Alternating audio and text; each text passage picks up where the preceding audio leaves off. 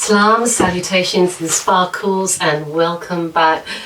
Apologies for being away for so long, but it's a new year and a new start, and I hope this decade brings the best of blessings onto all of us. Okay, right, so new decade, so we're taking a slightly different angle. All the best people pivot and advance. So we're going to be advancing forwards. In fact, we're going backwards for me. My background is health and well-being. Right, so hence new decade, and I'm starting off with a bit of fruits. Like my fruity top here, because I'm trying to obviously get a lot more healthier, so which is something I'm going to encourage all of you to do. We want to be enhanced physically, but we're going to be now talking about our internal well-being. So one of the things for women that they can do to enhance their internal well-being is something called Yoni steaming, and also bringing it a step up with some Yoni pearls. Okay, so I'm going to talk to you about both. There is some information out there on Yoni steaming, but we thought today we're going to combine talking about both of them. So Yoni steaming herbs. What is Yoni steaming? So Yoni is another name for your vagina, basically, and your female region, your female reproductive region. If your female reproductive region is out of sync, imbalanced, blocked, stagnated, it will manifest basically in symptoms like PMT, fibroids, endometriosis, all these problems that cause havoc on our female bodies. So it's about reconnecting with our inner feminine energy so that we can be, we can live our lives to the best. Okay, so it's quite simple to do a Yoni steam.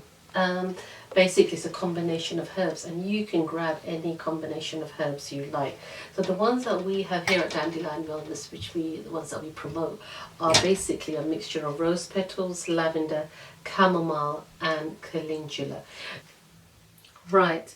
So in here is a jar with all the herbs already mixed in.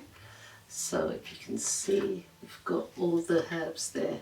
The red are the rose petals, the purplish are the lavender, the yellowish are the calendula, and the chamomile.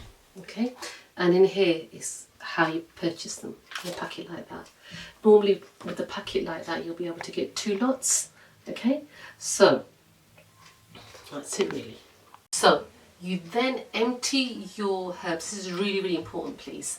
It's into a glass or a metal bowl. You don't want to do it in a plastic. You don't want to get any of those parabens into you. We've got enough parabens going into us, from the plastic containers and the packages that we have, for fast food from and stuff. So we don't want to put any more parabens. You want to boil the herbs, and you want to put it into a glass, a large bowl, or like I've got here. This is not appropriate. This is far too small. You want to get a bigger bowl than this. You want to get a silver or a large bowl, and you want to put your herbs in there alongside, and then maybe you might want to actually add a bigger plastic bowl just in case you're thinking, oh, sugar. So you can put this into a larger bowl, and you've got your steaming herbs there. So for health and safety, we're in a small confined space. I haven't boiled the herbs here. Okay, now I always say keep it simple. So the more simpler it is, the easier it will be. Obviously, if this was boiling, I would not be able to touch this, and especially the metal bowl, but it's just for your benefit. So you can see the herbs here. I would have put this in a much larger container, glass or metal one, and then I would put, just to be erring on the side of caution, I would put this massive bowl in a bigger, like a washing bowl. The washing bowls that you have, everybody has them at home. Just put it in there, and then you keep unladylike. This is rather unladylike, but you would then put your legs ajar, and then you would put this down here. Okay, and then you're going to put it as close to your center as possible, and you're going to bring your rear, what's it called, gluteus maximus, to the edge of a chair. Yeah, so you can do it over the toilet. If you feel you can put your bowl over it, but I prefer to do it. This is more health and safety wise. Yeah, you put it to the edge of the chair, and so basically you can see that your inner core is balancing directly over the bowl, and then you get a not like this. You get a much thicker blanket. You get a much thicker blanket. You can get 2 or 3. You can get, and then what you do, in a very loving and tender way, apply a bit of TLC to yourself, is that you would then wrap yourself around, okay, because you want to, obviously you haven't got your shoes and your, like, your Timberlands and your jeans on here, so everything is exposed, and the key is that you don't want to be exposed to cold, you want to be exposed to warmth, the heat and the beautiful steam of the herbs, so you then allow it to steam. Now remember, this is crucial, you do not do this if you are pregnant, you do not do this when you are on your period, and if you are trying to conceive, you do not do it past your ovulation days, you do it directly straight after your period. So hopefully between day 3, if you have a 3-day period, day 3 to 4 till day about 8 or 9 of your period cycle. We will talk about your, some people don't know. When I say, what day are you? When clients come to me and I say, what day are you on your period? Because we follow a lunar calendar, and the first day of your period is day 1, and it goes up till you start your period again. So some people start their period on day 29, 28, day 30. So they have a cycle that's 30 days, or they have a cycle that's 28 days. Okay, so going here, so you allow yourself to just, you might sometimes find if the water goes cold, you can, depending on where you've left your kettle, go back and tip some more boiling water in there. Now, this is another thing. Science is the gold standard in everything in Western medicine, but it isn't in Eastern. Okay, there isn't any sort of scientific. There's a lot of like RCT. They call the randomized controlled trials in relation to this. But if it had been a fad, it wouldn't have lasted many thousands of years. This is a very 1,000-year prescription. It has and will always, stand the measure. Right, so you've done your yoni steam. So I'm going to go a bit intense now. I'm going to go for the next level up with my womb love journey. I'm going to take some yoni pearls. Now these have got quite a few good rave reviews that came from America, and I am gonna, and again, this is a string of pearls, believe it or not, that you gently insert in your inner core, through your cervix. Okay, so it's just like, basically you put them in like you would put a tampon. Okay, make sure you've got clean hands. So let's just read what it says. So they're like holistic detox pearls, and what they do is they basically remove any sort of blockage or stagnation or any sort of build-up of stuff. They help to disperse it and absorb it into the actual fibers of this string. Okay, wash your hands, it says, before you use them.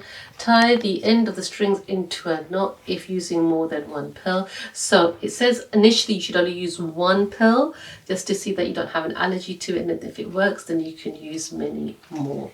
Okay, take your middle finger and use it to push the pearl up, just like I said you. So this We Love the Yoni petals here, they contain organic ingredients, and the organic ingredients are stemona, motherwort. That's like from the hemp family. We use motherwort a lot in acupuncture, use it a lot because it's excellent for, we use it as part of moxa, burning. We don't burn you with it, but it's part of the moxa therapy, where you generate heat onto the body and disperse any stagnation. Angelica, that is amazing stuff. That is really good for females, and it's got borneol and some other Latin herbs in it. It all sounds very good stuff anyway. Now, so the yoni pearls contain organic ingredients. Our herbal detox pearls are wholesome and free of chemicals which may cause irritation to femininity. regardless, you still do a little patch test. You do 1 pill, put it inside of yourself. I'm going to open one now and show you what it looks like. Ooh, that's it there. That is the pill. Okay. Okay. It's like a little poultice, a little you know, bouquet garni. Bouquet garni in French. It's like what you put into soups and stuff. Don't put this, especially after you used it. You don't want to be chucking that into your soup. No. God knows what it's going to go out with. So that's it. So you've got 3 there. Okay. So what I'm going to be doing is I'm going to be doing this after my menstrual cycle, which is hopefully I'm in the middle of it right now. I know it's a lot of information for you to take, perhaps too much, but next week I shall be doing this and I'll report back and tell you how I felt. Okay. Wonderful stuff. Okay. My story now. My story is that I'm now a lady approaching her wise woman phase. I'm getting to the end of my maiden phase where my vessel was made to, had the ability to procreate, and I bore fruits in the form of 4 beautiful children. So I was blessed with high fertility. I mean, I got married young, and I started my family in my 20s. And now, obviously, it's taking, I've gone through a lot, like a lot of women do in their lives, and I've had an amazing journey. But in regards to my gynae, I'm finding that actually recently my periods have got very, very good, very, very healthy. They're actually becoming more and more regulated, where about 6 months ago I thought that I was actually, you know, that chapter was closing. I'm taking some amazing supplements, and I go to the gym, and I make sure I look after myself, especially when I'm on my menstrual cycle. I don't put anything cold inside of me. We're gonna do another video on how to look after yourself and the best way to manage your periods. But one thing I do find is that heavy bleeding as I'm coming to at this stage of my life. So hopefully these tips will help you. If you have liked what you have seen and you want to have a follow-up of all this stuff later, don't forget to give us a thumbs up, like and subscribe, and yeah, let us know if you're interested, and if you've got any topics about women's health and women's well-being, we're going to be giving you a lot more information. So hopefully stay tuned, and we'll see you next time. Bye.